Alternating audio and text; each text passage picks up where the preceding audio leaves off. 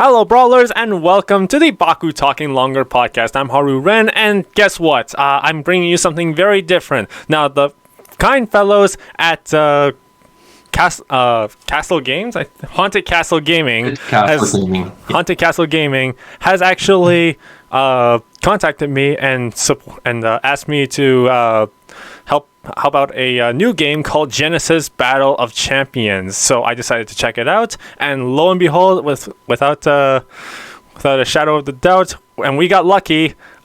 We actually got one of the game's lead designers on here. So everyone, please give it a hand for Assad. Say hi, man. Everyone, I'm happy to be here. A little bit more than just the lead designer. I'm actually the creator of the game.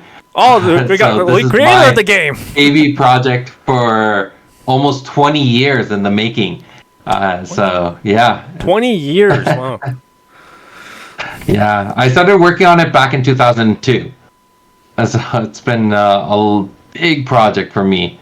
But it's good. I'm happy to be here. I know that the Bakugan community, or your community, I assume, is primarily Bakugan players, right? Yes, Bakugan players. Yeah. There are some people that have like experience with like the other games, like Yu-Gi-Oh and like Vanguard and all that. But it's primarily Bakugan, though. Though I have checked out this game a lot, and I feel like this game could be very interesting to people for Bakugan to start.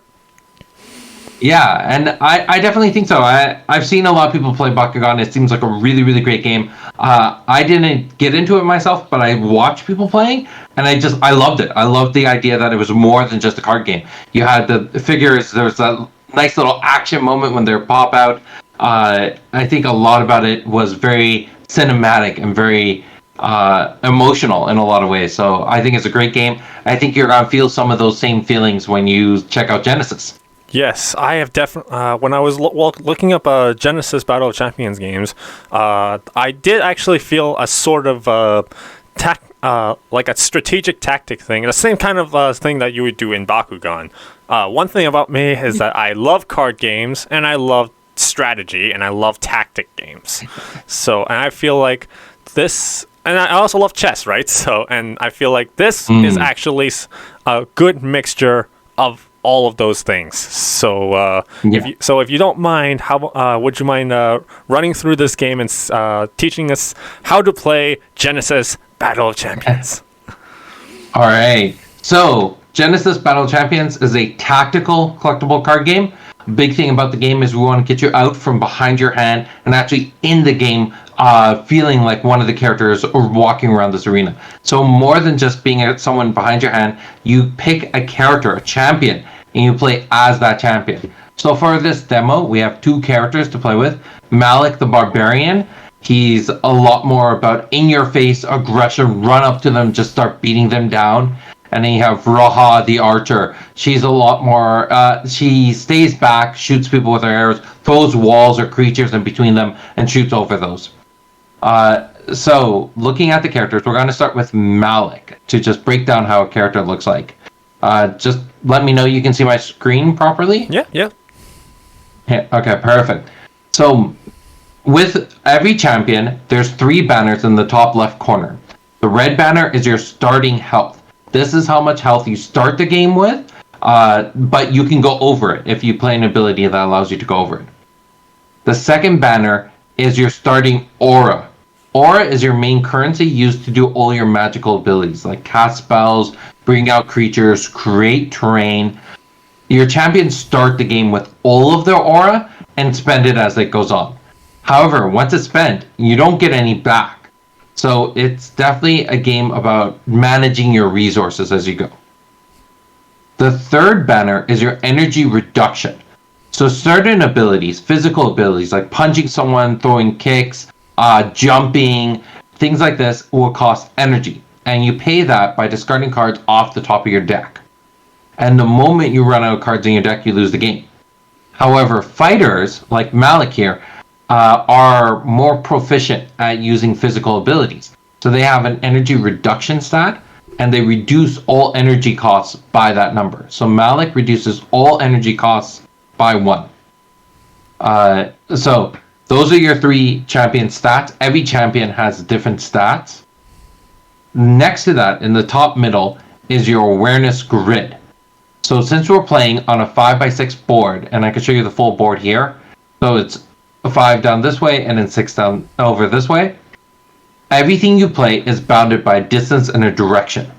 The white arrow is the spot you're on and the direction you're facing, and the red dot is your awareness. So if Malik is standing in this square here, his awareness is right here. But for Raha, because she's an archer, she has a larger awareness. So where she's standing, her awareness are actually all 3 of these spots and this one spot further ahead. Oh, okay, I see. These tie into your champion's abilities, which are written at the bottom of the card there. So Malik has 2 abilities, a basic attack 2 and a heavy attack 4. Every ability is written the same way, with the speed of the ability in the black box, the name of the ability in the center, the cost of the ability in the white box, and the reminder text of how the ability works right underneath it. So for the basic attack 2, it's swift speed, meaning it can happen during your turn, your opponent's turn, or in response to anything. And it's called basic attack 2. The cost is exert, and what it does is you deal 2 damage to a target in your awareness. So that ability allows Malik to hit the person right in front of them for 2. So if Raha's here, Malik can hit her for 2. Raha, on the other hand, has her range attack 2, its swift speed, cost exert, and deals 2 range damage to target in her awareness. So if she's facing this way, she can't shoot because he's not within her awareness. But if she was over here, she could shoot Malik and he wouldn't be able to attack back. Does that make sense so far? Okay, that makes sense. So, one question I have. So for the ranged champion, it's you have her awareness being in this shape, right? But she can't attack the left or right column if there's any targets there. She has to attack. Yeah. So if there's a creature here, we're going to place this Inferno Ghoul here, and place one over here, and put the rest of the cards away. So her ability, her range attack 2, allows her to hit either the Inferno Ghoul or Malik, but she's not able to hit this one because it's too far away from her. So any squares that that designates her awareness, she can hit? Yes. So for her, it's this square, this square, this square, or this square. Oh, okay. That's very neat. Yeah. And things don't block line of sight. So even if this Inferno Ghoul's here, she can shoot over it to hit Malik. Oh, okay. So I guess for Genesis Battle of Champions, there is sort of a different style play that players can choose. You can play a melee champion or a range champion or that sort. It's sort of like MOBA games. Yeah. I like to explain the game kind of like. So I didn't play a lot of Dota or League of Legends, but I did play a couple on mobile phones. I can't remember their names. But I do love that moment. You know, when the two heroes collide, and in a MOBA, it usually is only like 5 to 10 seconds long, and then someone dies. But in here, that's what the game is. It's that moment when the heroes collide. It's just happening on a slower pace because of the TCG format. Yeah. But it is just that experience of the characters collide. There's this epic fight that goes on, and only one of them's still standing. Yeah, this definitely does simulate that in a TCG environment. Yeah, that's what we're going for. The simulation on with Malik. The simulation of like champions versus champions, or character versus character, or team attacks, and all that, and you being a summoner. Oh yeah.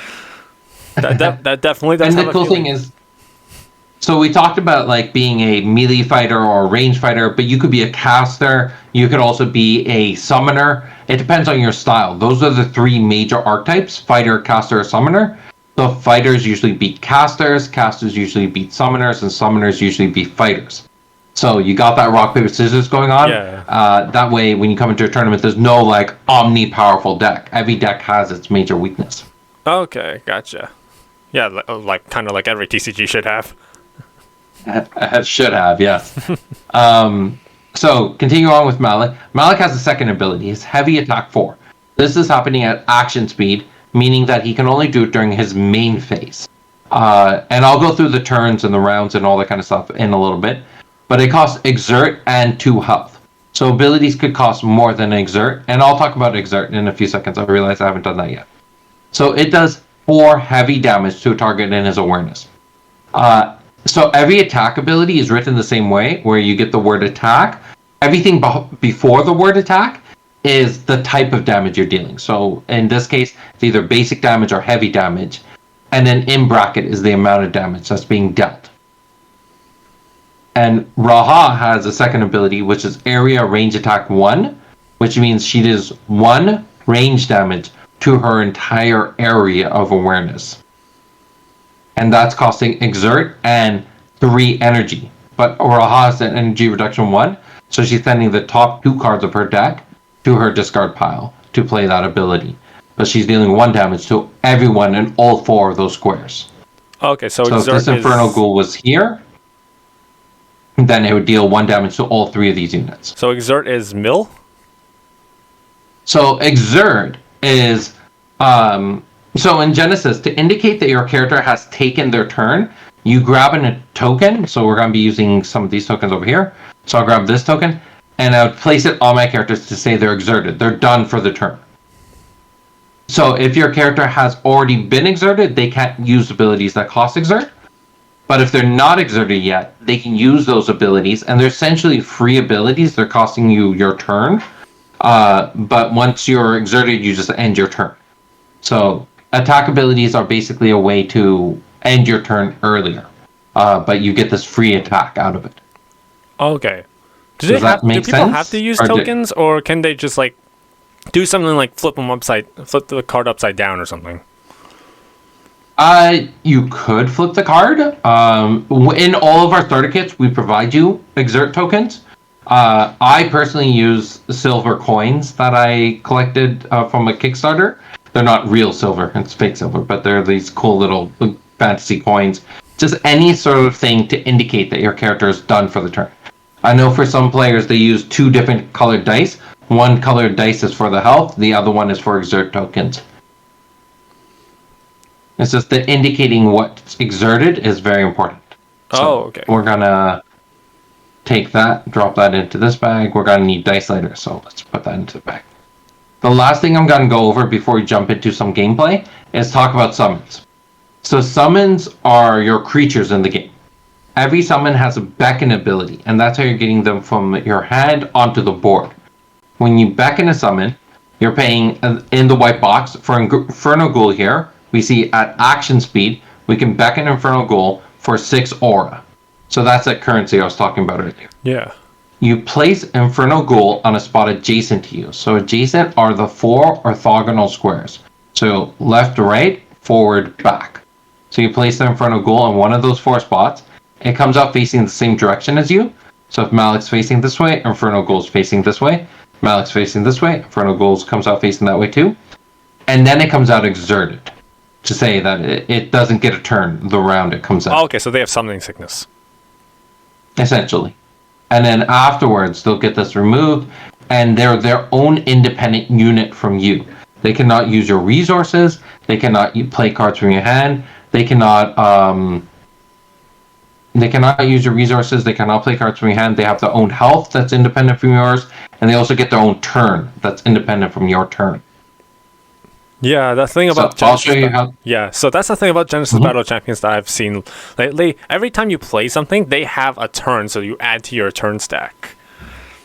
Yes. So I'm gonna jump into just playing a few rounds, and I'll play both characters because that's our option here. Yeah. But forgive me for not having Tabletop Simulator. It's okay. It's okay. It's not the first time I've had to do this. And a lot of times it's a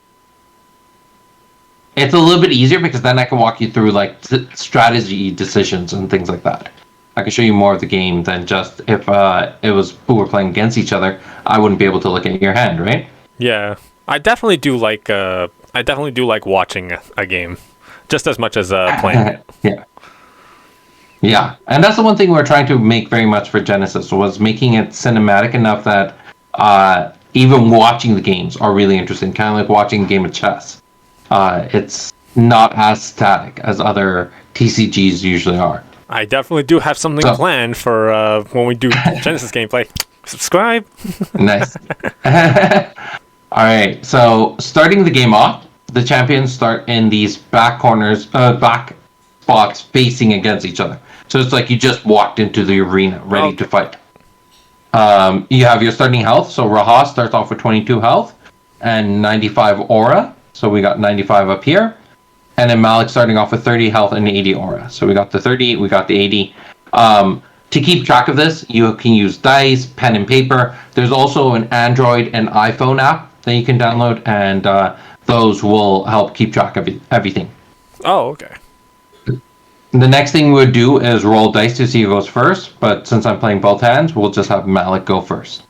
Makes it easier. Malik is now our starting champion. Him and his team start every single round. They are the leaders of every single round. And there are advantages and disadvantages to this. It becomes very nuanced when you start playing more top tier games. But for now, you'll just see Malik leading. So Malik starts, then we shuffle both decks. So shuffling this deck, shuffle this deck. And then we start off by drawing 5 cards. So that should be 3, 5. So I'm going to take his hand and drop it over here. And then take Raha's hand and drop it over here. So Genesis itself is played with a series of rounds and turns. Each unit gets their own turn where they go through 3 phases of move, main, and end. Move phase is your opportunity to navigate through the board. Main phase, you can play as many abilities as you want as long as you have the resources to pay for them. And then end phase, you can play as many swift abilities. So any ability that says swift in its black box, play as many of those as you want, as long as you have the resources to pay for them. And at the end of your end phase, if that unit is not exerted yet, it becomes exerted. Alright? Okay. The rounds are communal. So the rounds end when all units are exerted, and they start by taking off all exert tokens and drawing a card. So that includes the first round. So we drew 5 for our opening hand, and then for round 1, we draw a card as well. So you essentially start with 6 cards in hand. Any questions so far? So both turns are taken simultaneously? So the round happens communally, and the turns go back and forth. So kind of like a game of chess. You move 1 unit, I move 1 unit. You move 1 unit, I move 1 unit. But it's a little bit more than just moving because you still have all the other abilities that are being played, but you're going back and forth, moving 1 unit at a time. Yeah, I saw that both players drew 1 card, so that's where I kind of... Yeah, so both players have 6 cards in hand. This is Malik's hand here. We got 2 Rampage Tosses, an Infernal Pit, Grey Wolf, Death Eater, and Shadowclaw. So Shadowclaw is a physical ability. It deals 3 dark damage, and it costs 4 energy, so you mill 4 cards from the top of your deck. But since Malik has that reduction, he only mills 3. Rampage Toss is another physical ability. It deals 2 damage for 3 cards off the top of Malik's deck. And if he deals damage to someone, he grabs them and tosses them to a spot around him. We got 2 creatures here. Grey Wolf, who has 3 attack and 1 health. Death Eater, who has 3 attack and 4 health. And when Death Eater enters the arena, he kills someone with HP 3 or less. And Infernal Pits, which is a terrain piece. And you create Infernal Pit somewhere on the board. Anyone who moves onto it is dealt 2 fire damage. So that's Malik's hand. And then over on Raha's side, she got 3 creatures. So we have a Rajesi Lion, which is 3 health, 3 attack. And it has this leader ability. When it enters the arena, a summon in its awareness may move. You have Jalarian Hound, which is 3 health, 3 attack. Nothing else. And then Blackstone Golem, which is 4 health, 4 attack. She has a Smoke Bomb, which allows her for at swift speed to move to one of the 2 spots behind her. So it's just dropping a smoke bomb and getting out of the combat, right? She got Gust, which is a spell for 12 ore. She deals 2 damage to the person in front of them and pushes them 1 square away. And then she has a terrain piece called Walls of Adhes. She creates this, and now that spot, no one can move onto that spot anymore, so it blocks that spot off. So those are the cards in their hands so far. We're going to start the round. So we drew a card. We took off all the 0 tokens. So Malik's starting the game off. He has the first turn. He starts in his move phase. The first thing he can choose is either stay where he is and go straight through his main phase, or he can move and or rotate. So moving is to one of the 4 orthogonal squares, adjacent squares again. So we're going to move him forward. He can move forward and rotate if he wants to, and rotating is just 90 degrees. Or he can stay where he is and rotate, or he can move without rotating. And he doesn't have to go in the direction he's facing. He can go to the side if he wants to. Really, the only reason why people want to rotate is if they want to be facing the person that they want to attack, right? Yeah, and because you're bounded by your awareness, so Malik can only attack the person in front of him. If there's someone who is, to say, Raha was here, he could choose to move here and attack Raha, or he could choose to move here and attack Raha from the side. And there is tactical advantages to attacking someone from the side, and I'll show you that once we get into gameplay. So we're going to start with Malik. He's going to move 1 spot forward. Once he moves, he can now choose to move again or go into his main phase. If he moves again, he skips his main phase and goes straight to his end phase.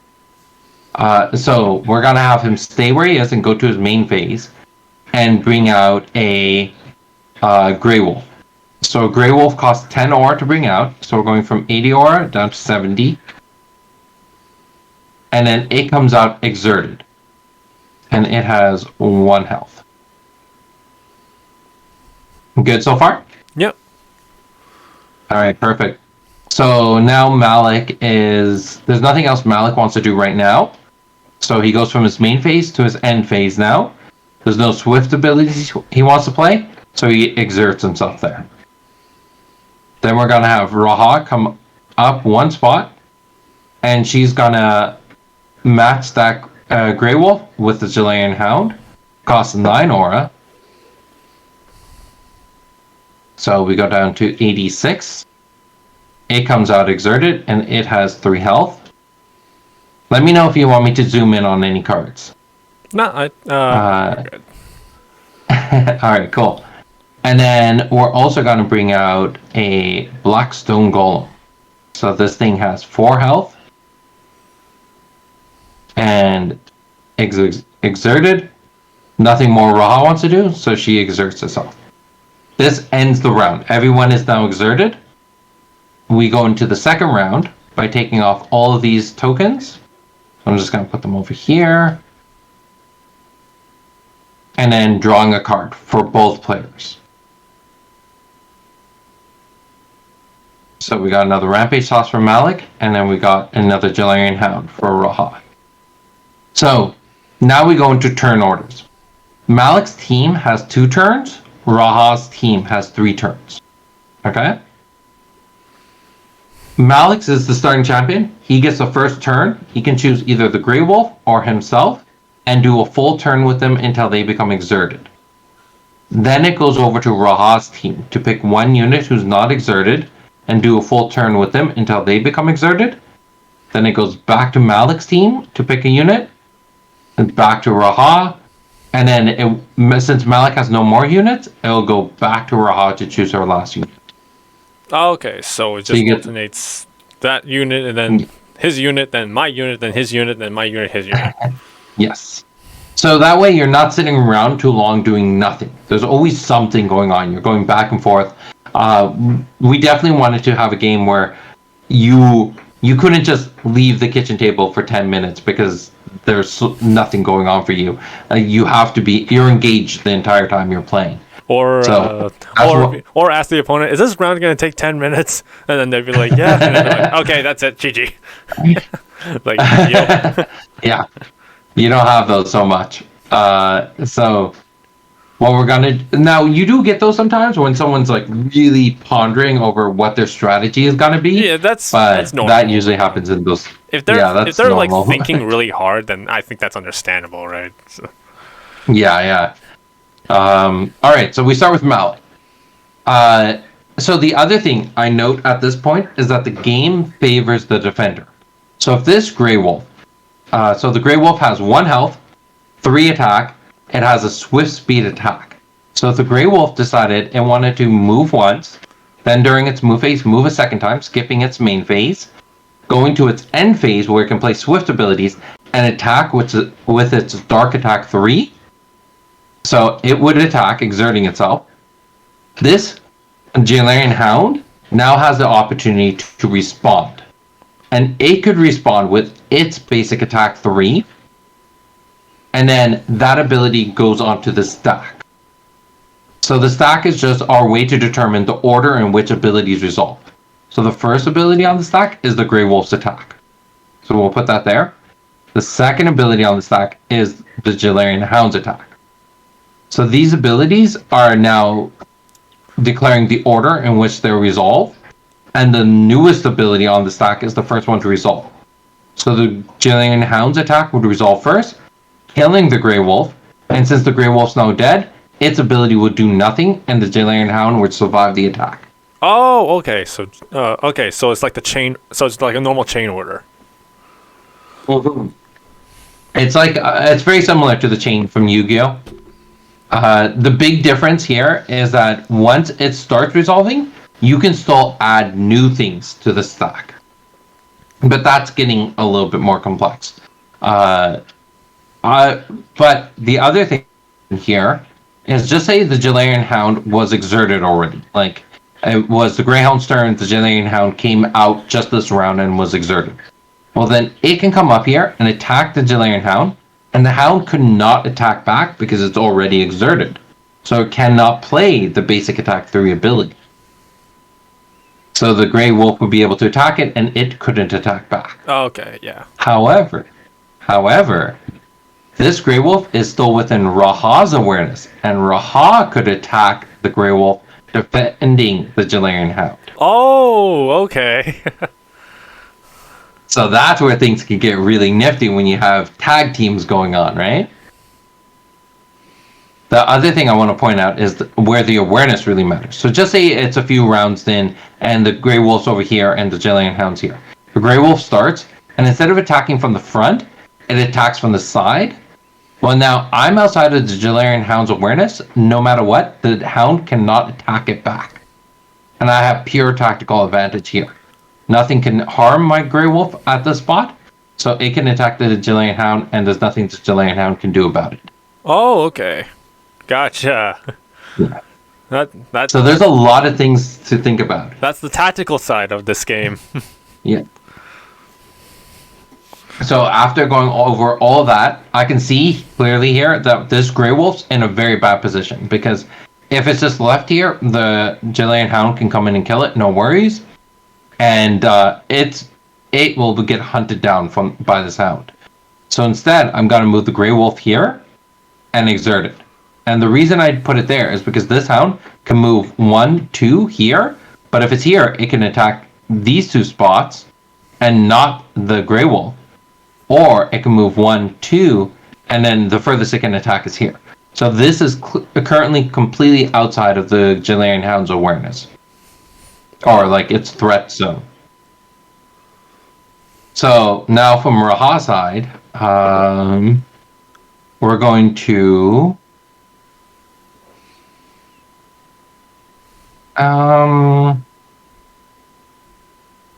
okay.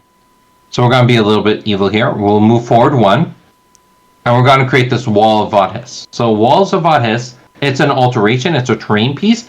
I can place it anywhere on the board that is unoccupied. So that means there's no champion or no summon on there already. So I'm going to place this Walls of Vadhis right here. It costs 8 aura. So I'm going down from 86 down to 78. So 78. Yeah. Now this spot, no one can move onto this. So Malik cannot get onto the spot. But I can still shoot over it. What I'm gonna do before shooting is I'm gonna bring out this Rajeshi Lion right behind here. So it costs 15 aura, which brings it down to 63. Rajeshi Lion has this leader ability. When it enters the arena, target summon, so I pick one summon in its awareness, and they may move.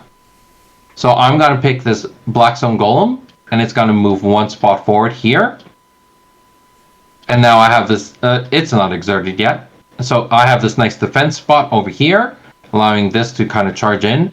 And Raha's defended by this wall. So I'm going to end her turn by shooting over the wall and hitting Malik for 2. 1, 2. Cool? With me so far? Yeah. This is getting interesting. All right. And as soon as your champion reaches 0, it's game over, right? Yes, because you are your champion, right? So when your champion reaches 0, that's the same as saying you reach 0. So kind of like in Vanguard, where you're the unit, and then as soon as you reach 6 damage, you're dead. Yeah, exactly. So there's 2 ways to lose here: either your HP going down to 0, or the moment you run out of cards in your deck. So the moment your deck timeline hits 0 cards in it, you lost the game. But if you run out of aura, you're still in the game because you just can't do anything, right? Yeah, you just keep punching the person with your built-in attacks. Okay. So Malik has a pretty big threat on this side. It's probably good to start running a little bit. So what we're gonna do? Yeah, there's three minions, and you only got 1. You might wanna back. So I'm actually going to bring Malik here. Malik's a barbarian. He wants to charge into combat. He just needs to do it cautiously. So we're going to go over here, moving twice. So 1, 2. There's no one I want to target with any swift abilities, so I'll just end his turn right like that. And then this Galarian Hound is the Hound and the Blackstone Golem going to go. So the Golem, we know we want to charge over here. And the Hound is going to come in and attack Malik for 3. So we're going to create a chain here. So we'll put that over here to represent it. So he exerts himself and is trying to declare 3 damage against Malik. Malik's going to respond with a Rampage Toss. So Rampage Toss costs 3 cards off the top of his deck. So 1, 2, 3. And it deals 2 damage to the Galarian Hound, and then I get to toss the Hound. So no one else has any responses, I don't think. So we start resolving this. The Rampage Toss goes through, dealing 2 damage to the Hound, bringing it from 3 health down to 1 health. I take it and I toss him over here. Now, the Hound tries to attack, but since Malik's no longer in front of him, this attack does nothing. Oh, okay. So it was a good way to just evade the attack. Okay, that's really cool. That's a way to save yourself there.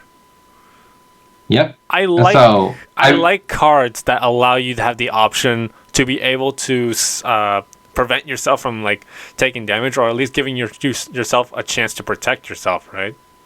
Yeah. What we like to say is that Genesis is a game of a lot of soft counters. So these cards explicitly do not say they stop the attack from happening. But if you play them the right way, they stop each attack from occurring. So everyone's exerted. That's the end of round 2. So we'll go to round 3 by taking these off.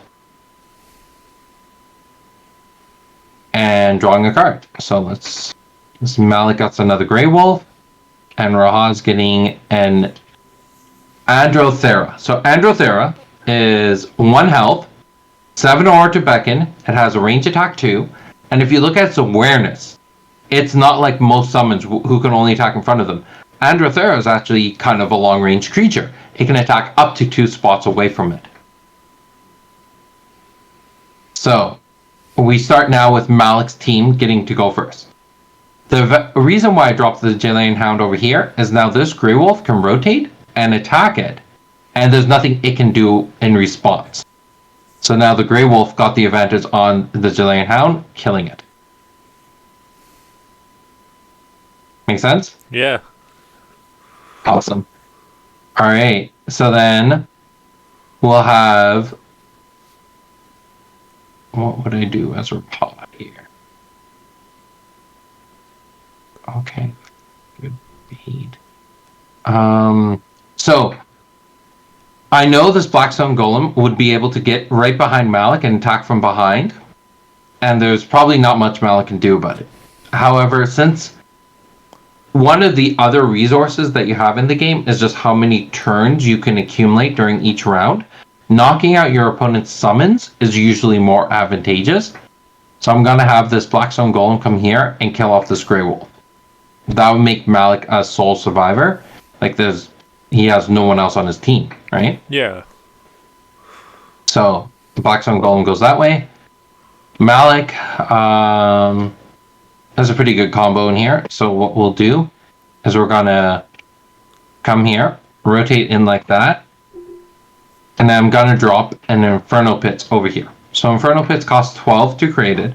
And it says whenever anything moves onto or is placed onto Inferno Pits, they take 2 fire damage. So we're going to go down to 58 aura. And then what I'm going to do is I'm going to play a Rampage Toss. So what this will allow me to do is pick up Raha and toss her onto the Inferno Pits, hitting her for a total of 4 damage. Oh, that's clever. Right? So I'm going to play that.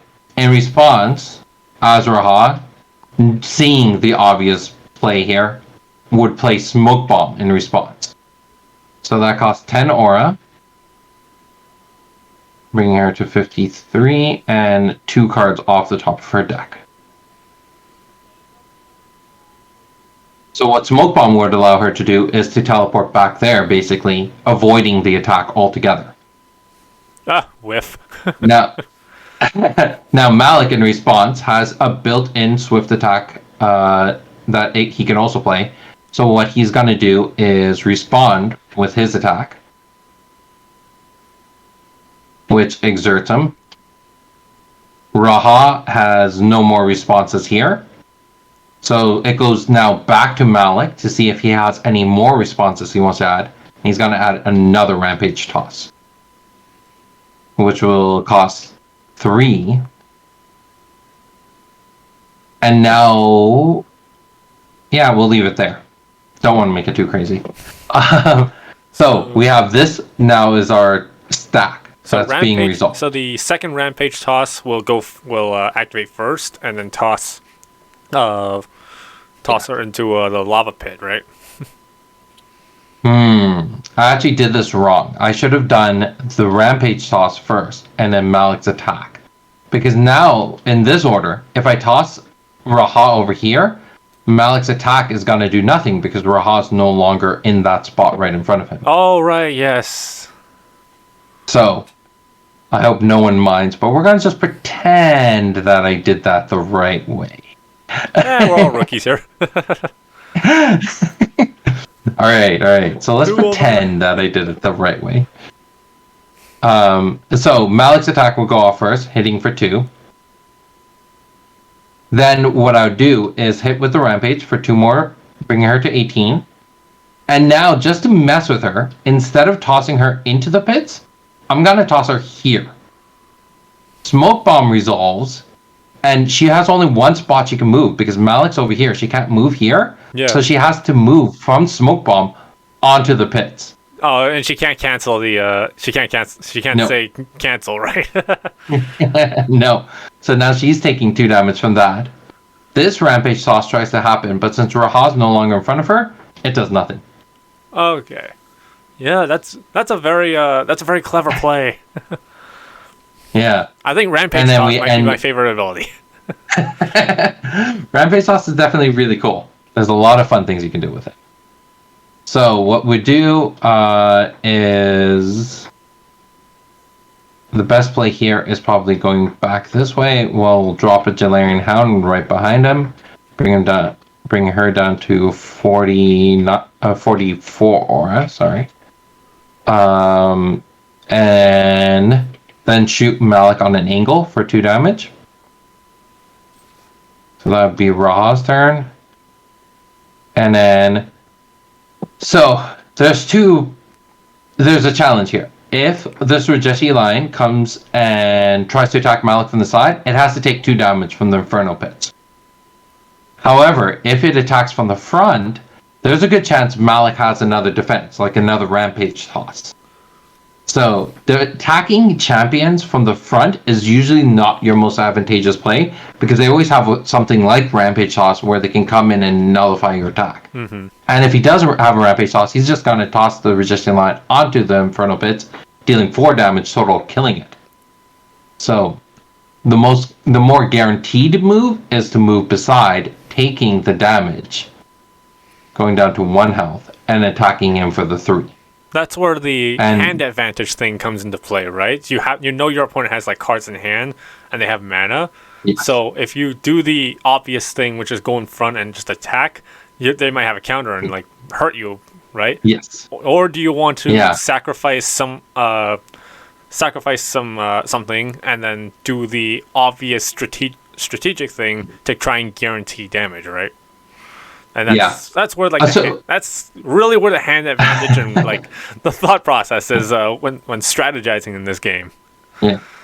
The other part I could have seen is like, oh, if he does have another Rampage Toss, I want to get that out of his hand so he doesn't throw me into the pits.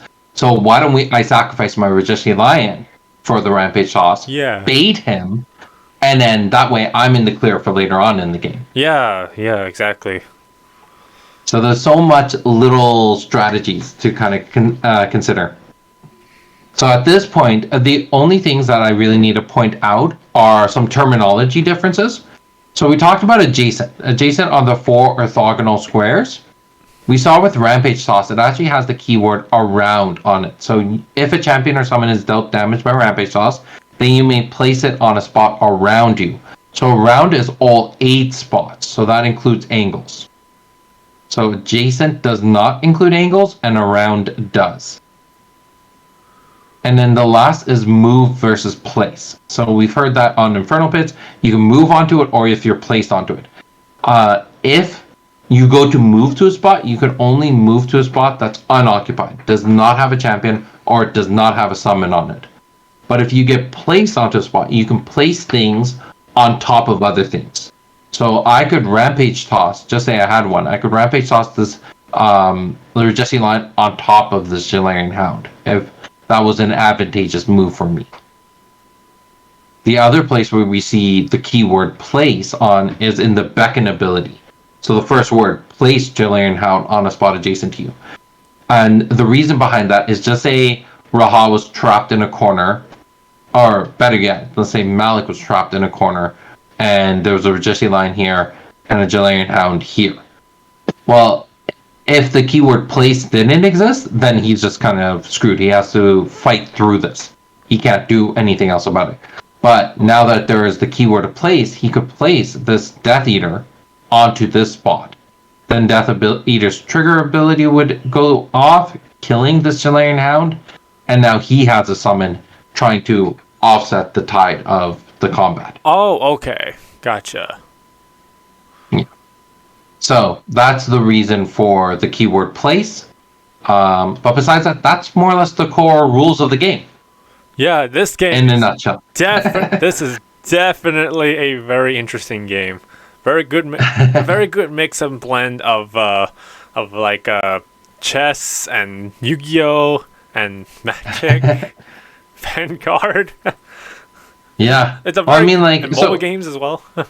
Yep, I grew up playing. I played Magic as a kid. I played Pokemon. I played Yu-Gi-Oh. I played a lot of video games like Diablo. That was a huge inspiration for kind of the tone of the game and the idea of picking a hero and playing as a hero. And then you got Final Fantasy Tactics, Heroes of Might and Magic are influenced here. Games like Warhammer are in here as well. Because the one thing I also didn't point out is deck building. Building in Genesis is very different. That's a question that I wanted to ask. But... Yeah. So let's look at deck building. So let's look at Raha in particular. So the first thing you want to do when you're deck building is I usually say start with the champion. That's the easiest place to start. Once you know who you want to play with, then picking the cards becomes a lot simpler. So Raha has 3 symbols on the right side of her. the white gray symbol, which is the world we're on, Jalara, the yellow symbol, which is Bellum, and the blue symbol, which is Axon. She can only play cards that have these symbols on them. If they have any other symbols lit on them, then she cannot play those cards. So she can play Blackstone Golem because it has the yellow symbol. She can play Gust because it has a blue symbol. But she cannot play something like Inferno Pit because it has the purple symbol on it. Oh, okay, yeah, that makes sense. So pretty much Raha is a yellow-blue deck. Yes. So now your deck, these demo decks, and I'm pretty sure we sent you some of these demo decks, correct? Yes. Okay, so the decks I'm playing with right now are the exact decks that you have with you. So these decks are normally 40 cards because they're sample decks that we give away for free to people like you, or give to the stores for players to go to the store and be like, hey, I want to try this game out, can you give me a free deck? So these are 40 card decks, but normally your deck is 50 cards, exactly. No more, no less. And then on top of that, every card has a point value in that gray banner right beside the awareness. That's the card's chi value. Your total deck's chi has to come out to 250 points. But you're not limited on the numbers of copies of a card in your deck. Oh, okay. So but because of the chi thing, because of the chi thing, a player can't just put 50 cards of the exact same card in the deck, huh? Well, you can for Jalarian Hound because it's 5 chi. You could have 50 copies of Jalarian Hound. Oh, okay. But now you're sacrificing variety for consistency. Yeah, exactly. You're sacrificing surprising your opponent because when you become predictable, your opponent just knows what to do and can beat you regularly. So you have to have that balance of breadth, depth. How much variety do you want in your deck versus how much consistency do you want in your deck? So that's why, as we saw before, the Grey Wolf, it has 1 health and 3 attack, but costs 10 aura to bring out, where the Jalarian Hound has 3 health and 3 attack, but costs 9 aura. It costs 1 less aura, but its chi is higher by 1 point. So even though it has better stats, it costs less aura. Its extra chi actually makes a difference. Okay. Grey Wolf's chi is 4. So the average card comes out to 5. So you can balance a Grey Wolf with a Death Eater who costs 6. So 4 and 6 give you 10. That's averaging out to 5. Or you could just run 2 Jalarian Hounds.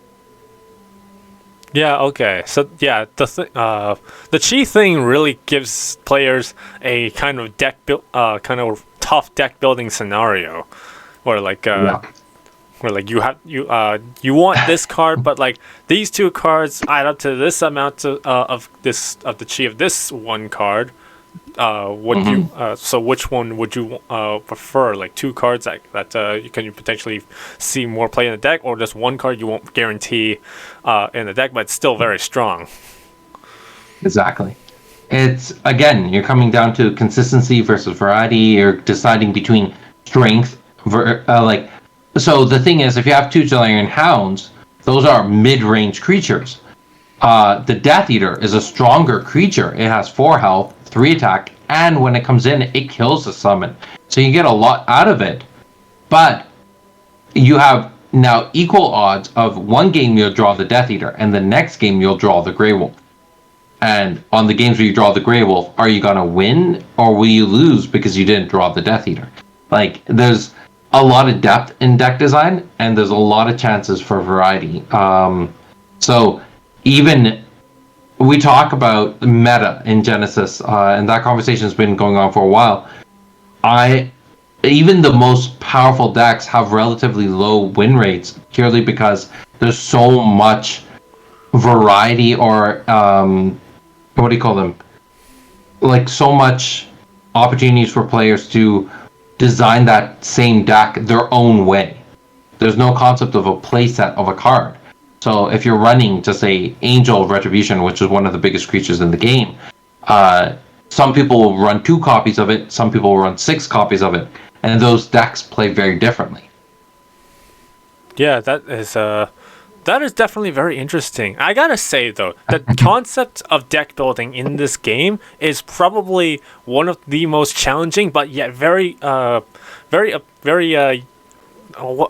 you say, very appealing to me when I was checking it out, because it was very tough to get an idea of what I want my own deck to look like. And I'm just trying to find examples of like what people's decks are decks look like, or what are people like, how are they building their decks, and everything just comes off like so different, and it just comes off as like very complicated, because they have their own unique way of approaching deck building, and just it was very tough to decide, how do I want my own deck? Do I want to go for like red or purple? What creatures are in there? How many creatures should I run? There's no limit to how many creatures of that specific creature that I want that I can run in the deck. So how many do I actually use? How often am I gonna be able to see this in play? Because as we saw in the demonstration that you've shown us, there are some costs that like mill cards. So I'm probably not gonna see that. So if I mill that, I'm probably not gonna see it for the game. It's just like it's very different and very unique, and that's something I really like about the Genesis Battle of Champions when I was checking it out. Yeah, like this was one of the big creatures in the Malik deck that we didn't get to see. It got milled because of Rampage Toss, but it's 20 aura, 5 health, 5 attack, and then it has a holy resistance. So when holy damage is being dealt to it, it reduces it by 1. So there's a lot of little nuances, and it's also a game of practicing with your deck. I do not know anyone who can just build a deck and just have it work really, really well on their first game. It usually takes a bunch of iterations and refining, because there is so much nuance. Do you want to have 6 copies of the card, 8 copies, 10 copies, 15 copies? There's so much variety that it's hard to build a deck and make it good right away. But it comes down to practicing with that deck more and more. Yeah, exactly. So it's just like in Bakugan, the 3 Bakugan that you choose, you're not, and you build a deck around, it's not guaranteed to like work right away. It's not something that you can immediately win with, or it's something like the meta. You have to like practice rolling with it. And if you don't get it, it's not gonna win you games, right? So and it's just like the same here. You gotta practice with this deck, because like it's also a tactics game. So not every move that you make is guaranteed going to be the same every single game that you do. Yeah, huge variety. I've seen some decks that one game it functions perfectly, and then the next game, because of a slight deviation in how their opponent moved on the board, the same deck just falls apart. And that's where you get that kind of chess feeling, where sometimes your attacks in chess work out really well because of the setup, but in the next game you can't get the same attack to work the way you want it to, because your opponent has a different defense lineup. So it's that thing of like playing in the moment and recognizing, here are the tools I have right now, and this is the setup right now. What do I do that will have a good chance of success? Yeah, exactly. Okay, so moving on to a couple of questions I do have about this game. We saw. Cool. Do you want me to stop streaming? Do you need my screen anymore? No, it's not. It's not. Oh wait, no. Actually, maybe it might be. So. Okay, I'll keep it going. The thing is, I saw one thing that was just lingering in my head. I just gotta make perfectly clear. Maybe you explained this already, but I just don't remember, because I was too immersed into the gameplay. I saw some creatures like move twice, like 2 spaces. So they're allowed to move 1 space, and at the end of turn they can move another space, or. So every unit on the board, champion or summon, has the exact same turn order, which is move, main, or end. The move phase, to summarize it in the most clearest way, is you can move up to 2 times. Oh, okay. However, if you move twice, you skip your main phase. Okay. So you can move 0, 1, or 2 times. If you move twice, you skip your main. If you move 0 times or 1 time, then you go to your main phase. Okay, that that clears it up. Okay. If you have the demo decks, like the Raha Malik demo decks, in there's actually a little cheat sheet at the back of the deck. There's a little token card that walks you through how the turn order goes. Oh, so okay. when you crack those open, you start going through those, you'll see them right there. Oh, okay. Yeah, I haven't opened these. You guys just sent me these, and I'm like, oh my god, this is so surreal. Being sent stuff to like preview the game, it's really awesome. Oh, hey, look, Rajeshi Lion. Yep. Right at the top of the deck, right? Yep. And the Grey Wolf. I gotta say, these card designs are really cool. Who designed the cards for this game? So, when we first started working on the game, I had a partner named Arthur. He started designing the template for the cards. And what we did is we bought singles from every single TCG we could find on the market. We would buy from Y Schwartz or from Magic, from Pokemon, from every single game. We bought a single card, and we started kind of mixing together different ideas. He came up with his original template, and then once we got enough players into the game, we told him, okay, we want to redesign the template to make it a little bit easier to read. What do you think? And we started polling the players and asking them how we should redesign it. And the current template for the cards are more or less what the players decided the template should be like. Yeah, it definitely. I think the biggest challenge when looking at the cards is really the top parts of it. You know, the awareness, the health, and the chi, because I have to know what they are is what they look like, right? But as soon as you get into the game a little bit, you'll understand like the main concept of it. Yeah, it's one of those things, and this is just an unfortunate reality, I think, of trading card games compared to board games. Is trading card games, because they need to survive for a very long period of time. They can't just be play it 5 times and then be done with it forever. You need to have levels of complexity in your game that can expand as the game does, right? Mm-hmm. If 10 years from now we want the game to still be flourishing, we need a nice complex rule book that allows us to create cool new things in the future. But the downside to it is now when you're first learning the game, there's this huge barrier to entry of like doing this demo, right?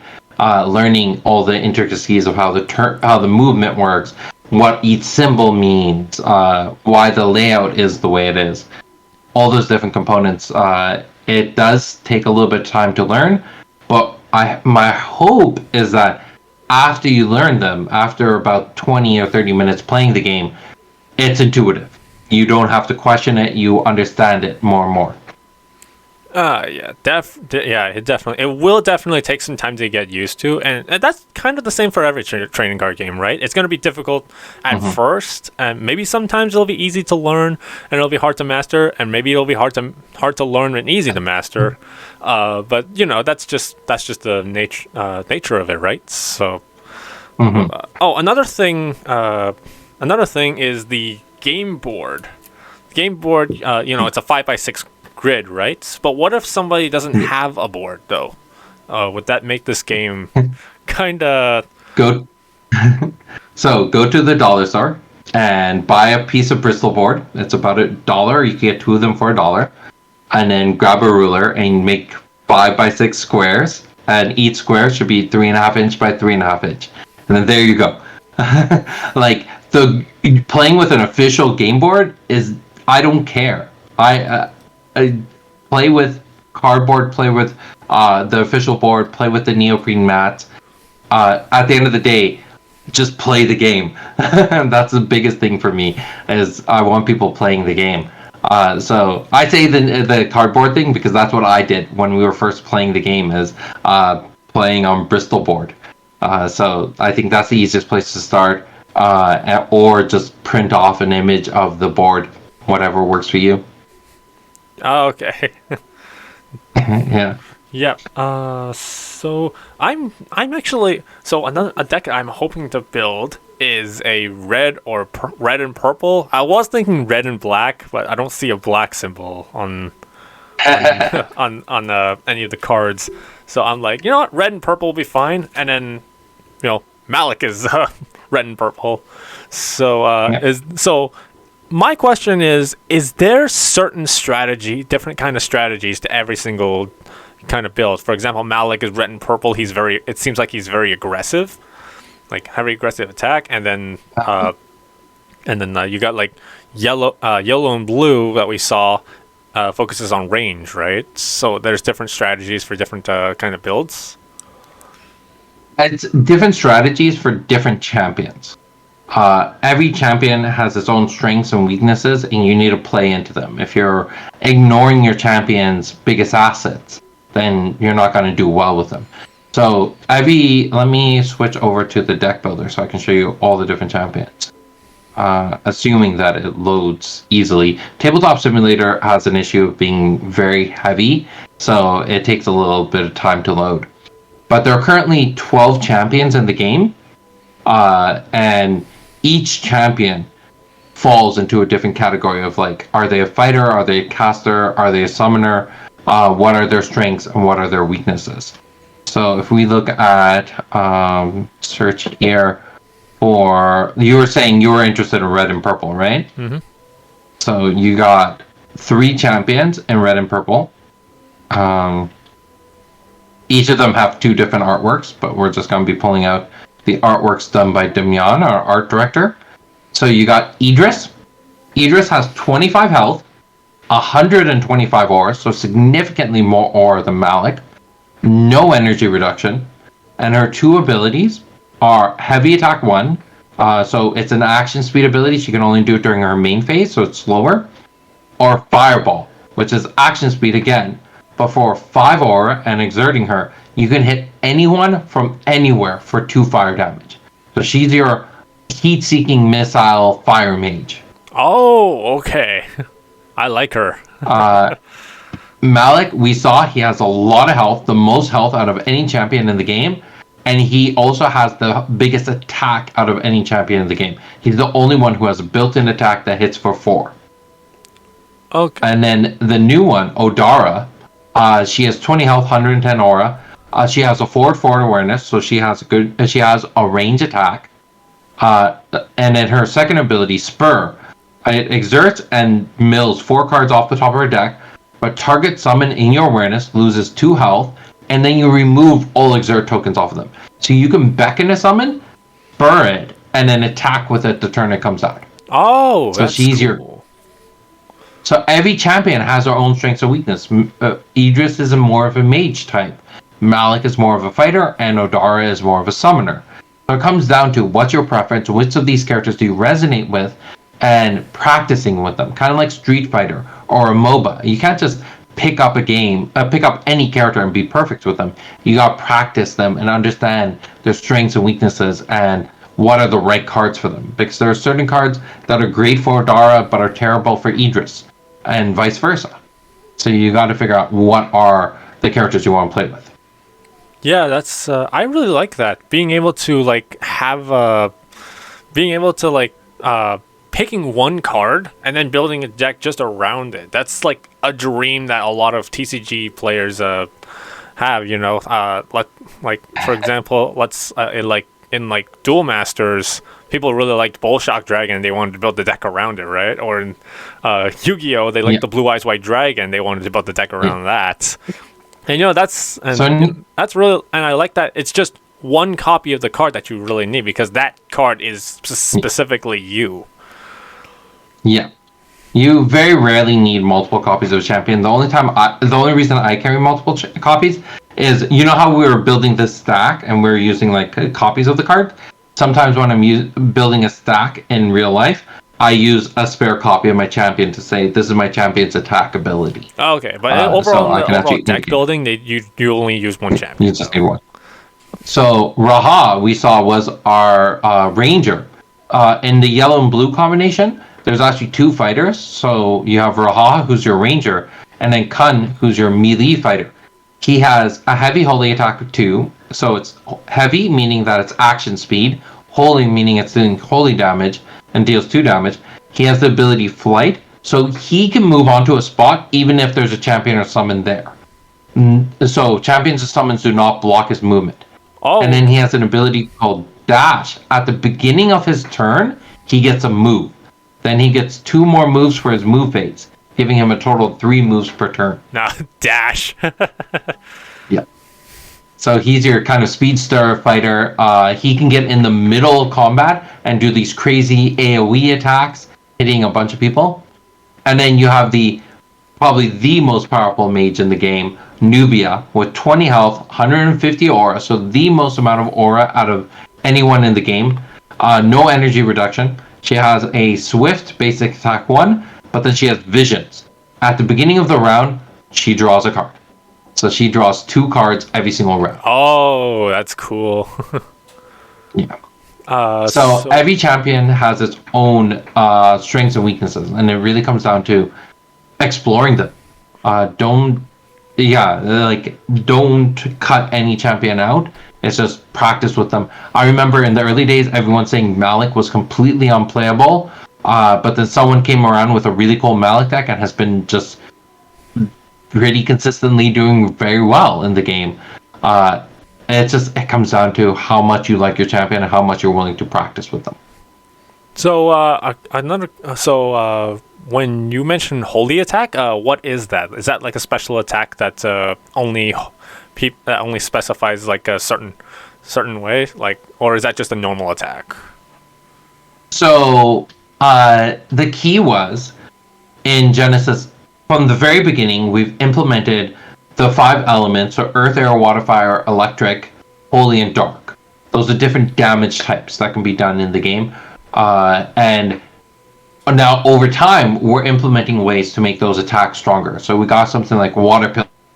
It's a terrain piece, so it's an alteration. You can place it anywhere on the board that there isn't a champion to summon, and then everything else on it or adjacent to it without water weakness gains water weakness, and water weakness just says all water damage deals an additional 1. So these elemental damage types don't inherently do anything; they're just tacked on. But then there's other cards that synergize with it to make those things stronger. I noticed in the demo there was a card. I think it was the wolf that negates holy damage or something. I could be remembering. So you got the behemoth.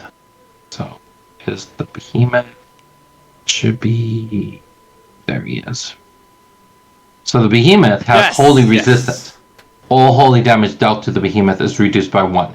So now if Kun went to go attack it, instead of dealing 2 damage, he'll deal 1. Okay, yeah, gotcha. So there are some synergies, and as the game grows, there's going to be more and more synergies. So I know in the future sets we have things in mind that are like, this card does something, but if you've been dealt water damage earlier this round, it does something extra. Okay, yeah, gotcha. And also obviously we're living in COVID times, right? But it's getting better. Vaccinations are people are able to, like, there are some places that people are able to gather together, but there are some places that still can't let people gather together. So for TCGs, we had to resort to online battling. Can this game be played online? So besides Tabletop Simulator, though. Tabletop Simulator is kind of the best way to do it, because playing it online is, even if you can get a webcam that can capture your entire arena and you proxy your opponent's stuff, it's going to be so high up that it's going to be hard to recognize or read the cards. You're going to get glare from light. You can't get that close view, and then you also want to be able to see is your opponent doing anything with their hands. I know I've seen things when like Yu-Gi-Oh, Magic, Pokemon, all those card games, online games, where you have to have the cards in your hand have to be visible, like the back of them have to be visible at all times, and your actual hands have to be visible most of the time, so that you're not cheating something or subbing something in, right? For tournament play. It just became so much of a hassle. What we did was we're just waiting for COVID to relax more and more. So we're starting to see places open up and start play. Until we can get to a point where it's safe to play in person, we just ask people to keep us on your radar. If you can't play with anyone at home, keep the game in mind. Start collecting or playing with the decks if you want, but be safe. That's the most important part, right? Be safe with your loved ones, and then when your area does open up, follow the guidelines of your area, follow the guidelines of your local game store, and then start playing. Because I think it's a game you really have to experience in person. Doing it virtually, even Tabletop Simulator, it does not come close to the same feel of actually playing on a board. Yes, exactly. Because that's the thing. Because TCG is like an interactive activity, right? So this is something you really have to experience yourself in order to actually like get the full joy and experience of it. Yeah. But it was definitely an unfortunate time to try to grow as a company, but I'm so grateful that there was so much support from different, YouTubers, local game stores, people like yourself who have helped grow the game quite a bit over the past little while. I think right now we just need to wait for the vaccines to roll out, for the local game stores to open up again, and then we're hoping for some pretty cool events later this year.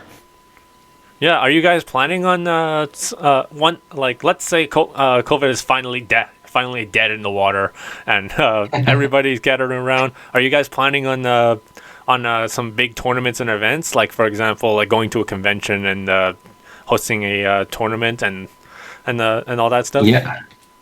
So in 2019, we actually had our first ever championship tournament. And at that championship tournament, we had already announced what the 2020 event was going to be. And we started doing circuit tournaments where we went to local game stores and hosted. The prize pool for those tournaments were $500, with top place getting, I think, $200 or $300. Everyone got 1, 2, and 3 got a decent amount of money, and quite a bit of it was store credit, so that the stores also won from doing these events too. But then COVID hit, and we had to shut everything down.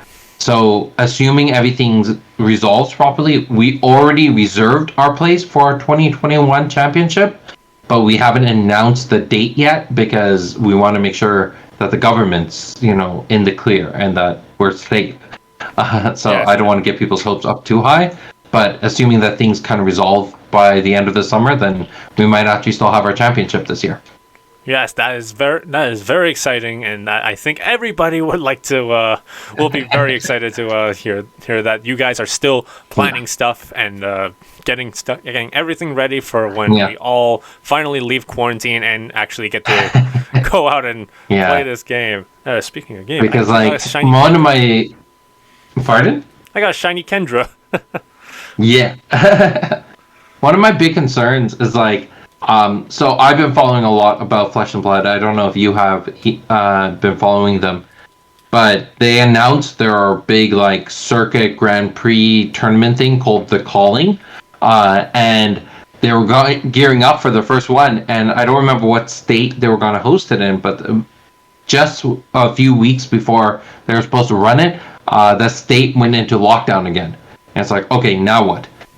So that's the big concern. We're too much in flux with what's happening with COVID that I don't want to say a date and then later have to be like, oh, but we're going in lockdown. We can't do it anymore. Yeah. It's best not to think too. It's best not to think too far ahead. Too far ahead, because you never know what the future holds and all that stuff. You never know if people are gonna be idiots and running around crazy spreading germs, right? Yeah. But yeah, I'm really excited about Genesis Battle of Champions. I already see there are some stores that are selling it. I was looking up stores that sell Genesis Battle of Champions, I was hoping to maybe get some booster packs and get some starter decks and some product. And I saw they were some stores in Canada were selling, and going on their website they were sold out, and I'm like, dang. We are actually 4 or 5 sets in, technically. So Alpha came out in 2017, Beta came out in 2018, Welcome to Jalar came out in 2019, Raise came out in 2020, and then this year we should have Jalar Second Edition launching very soon. And then after Second Edition, Origins should be launching this year as well, assuming everything stays on track. So we'll be on our 6th set by the end of this year. Oh wow, you guys have been around for a while. It's been a slow growth. That's the thing. We're not one of those TCGs that like hit the market and we expanded everywhere super quickly. We ran it like a traditional startup. I started with one store that carried the game and worked with that store for a month, then brought on a second store, worked with those 2 stores for about 4 months, then brought in a third store. So it was a very, very slow growth. Now we're at a point where we're now in Canada, US. Soon we're going to be in Europe as well. So it's slowly getting out there and expanded a lot this year, but it's not the way normal TCGs release. And you guys are like partnering content creators instead of trying to get the word out. Yeah. Our big thing is we recognize as a company that you don't work for us. We work for you. And we want to help you as a content creator create cool content. So we want to create a good communication line for you to us so that your community has the most up-to-date information as soon as possible. Yeah, I will definitely try my best to make like really awesome content with this game because this is a really cool game and like it's not something that I've seen at all. And I was very surprised when I got the email from Chris and that you guys want to work with me and want me to help you promote the game, and I'm like, oh, wow, this is so cool.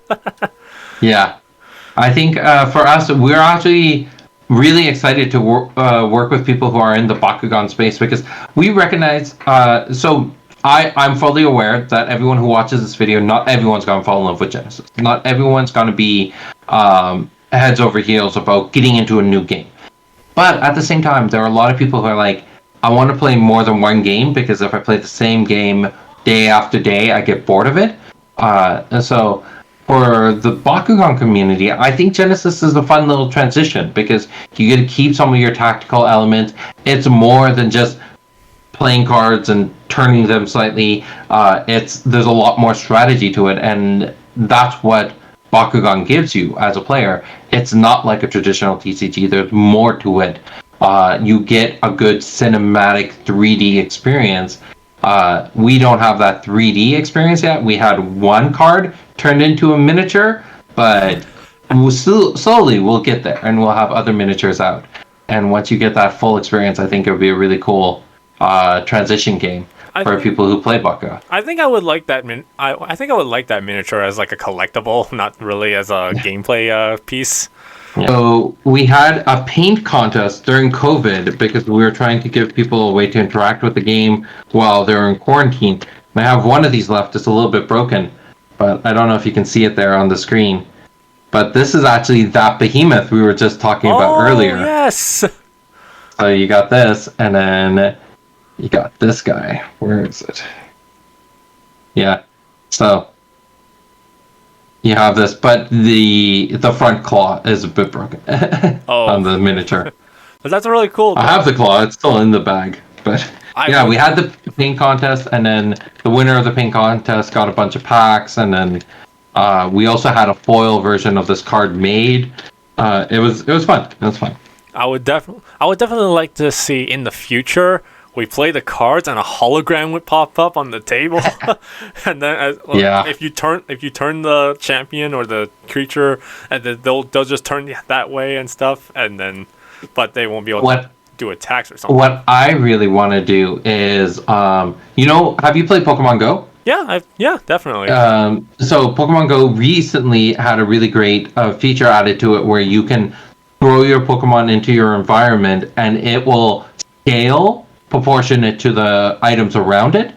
So if it's if you throw out like a Rayquaza and the room's too small, it'd be like, sorry, this room's too small. We cannot show you this Pokemon. Yeah. Or like, it has a really cool like life size thing to it. What I want to do is in the future, far future, but have an app, a Genesis app, where if you take a photo of the screen of the board state, it will actually like using AR technology superimpose all the characters there. So when you take a photo of your game, it actually shows you all the characters fighting. Yes. I'm like, that would be really cool. That would be awesome. Somebody watching this video, you're an app designer, get on that. Yeah, that would be amazing technology, but it's so advanced. I tried. I have a computer science background. I used to do some coding, and I tried dabbling in it, and it's just like, oh, it's so complex. Yeah, that one day. Still, whoever like can develop something like that would be awesome. Yeah, talk to us. We'll look into building a contract to see if we can get that going. I'm very. Now I'm just very anxious to play this game, try it out, and hopefully get out some cool content and get the word out for you guys, because this is a cool game, and you guys did a good job with designing it. Thank you. All right, awesome. But Assad, thank you so much for joining me. Thank you so much for introducing this game to us, and hopefully a few people watching this will be very interested in picking some stuff up. Yeah. I might as well throw in all the tags. So if you want to check things out, GenesisBattleChampions.com. We're on Facebook, YouTube, Genesis BOC is the easiest way to find it there. I'm sure you're going to throw all the links into the description. So yes. We'll go from there. All links in the description below. Definitely check these guys out. Watch some videos, learn this game, and definitely support Haunted Castle. Hopefully we'll get everything sorted out. I know. Excuse me. I know King Nub and Zionic Blader are doing Genesis Battle of Champions. So there's some more BakuTubers there. Exactly. Excuse me.